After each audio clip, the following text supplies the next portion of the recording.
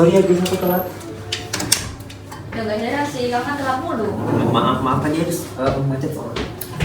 Guys, dari mana nih? Baru mau putas. Udah guys, yuk lanjut diskusi kita aja yuk. Oke. Ini kita praktikum nanti mau ngapain aja sih? Kalau setahu aku ya, jadi nanti kita tuh bakal belajar studi in vitro dari absorpsi obat. Sebelum kita mempelajari lebih lanjut terkait absorpsi obat dalam saluran cerna, kita perlu mengetahui apa itu absorpsi. Kita semua tahu bahwa pemberian obat secara oral masih menjadi pilihan utama dalam pengobatan karena kenyamanannya, tingkat kepatuhan pasien yang tinggi, dan biaya produksi yang rendah. Setelah pemberian oral, obat akan diabsorpsi dari saluran pencernaan ke dalam sirkulasi darah, kemudian didistribusikan ke jaringan tubuh. Absorpsi sendiri adalah proses penyerapan obat dari tempat pemberian hingga masuk ke sirkulasi sistemik. Apakah kalian tahu bahwa sebagian besar absorpsi obat terjadi di usus halus, di mana usus halus itu terbagi menjadi 3 segmen, yaitu duodenum, jejunum, dan ileum.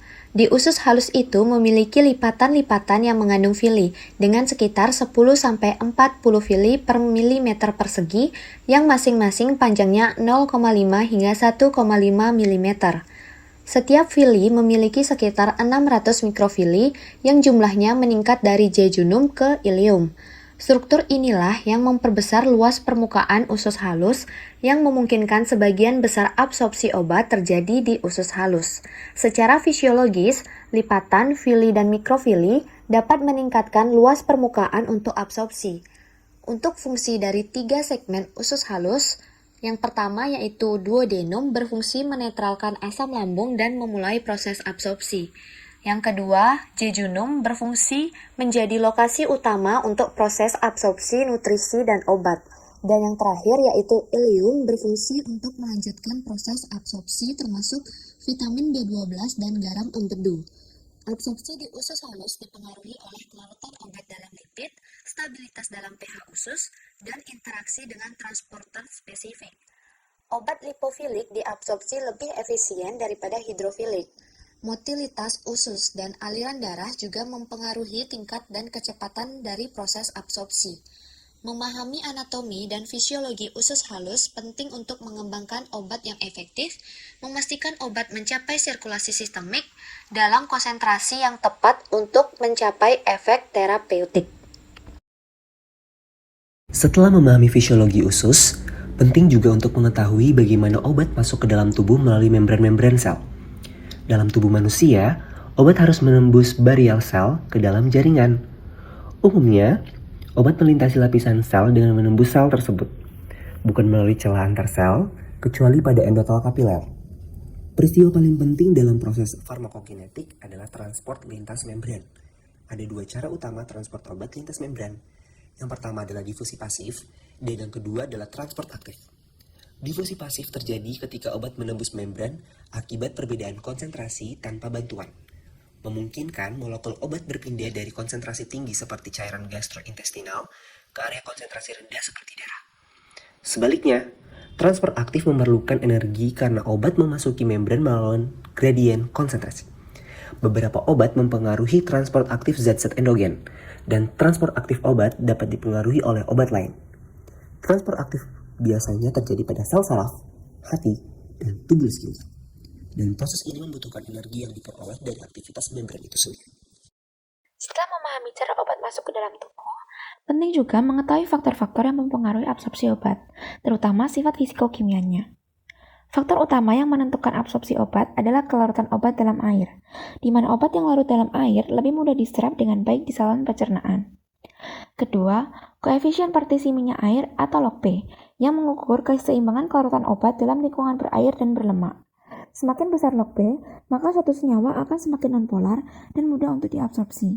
Sedangkan senyawa polar hanya dapat larut dalam cairan tubuh dan sulit menembus membran, sehingga sulit untuk diabsorpsi.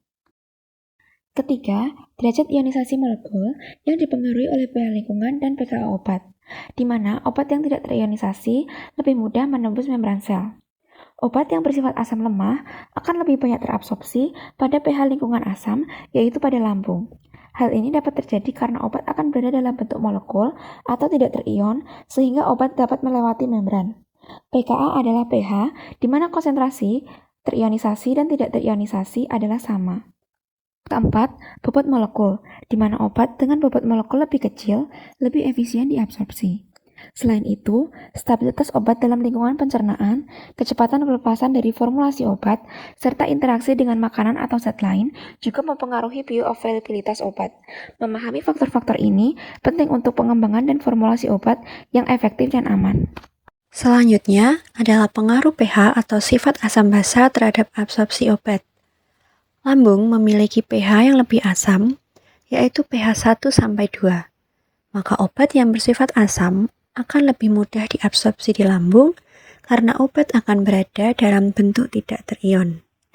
Sedangkan usus memiliki pH yang lebih basa, yaitu pH 5-7,5. Maka obat yang bersifat basa akan lebih mudah diabsorpsi di usus karena obat akan berada dalam bentuk tidak terion. Obat yang diabsorpsi adalah obat yang berada dalam bentuk tidak terion, karena apabila obat dalam bentuk terion, sifatnya hidrofilik, sehingga obat tidak dapat melewati membran fosfolipid bilayer. Hubungan antara pH lingkungan dan sifat kimia obat terhadap absorpsi dapat dijelaskan melalui persamaan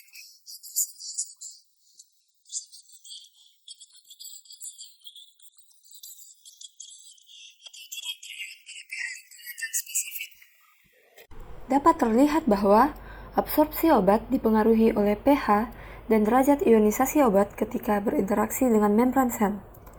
Membran sel cenderung lebih permeabel terhadap bentuk obat yang tidak terionisasi daripada bentuk obat yang terionisasi. Hal ini berkaitan dengan sifat obat yang larut dalam lipid, di mana obat-obat yang dapat larut dalam lipid cenderung lebih mudah menembus membran sel.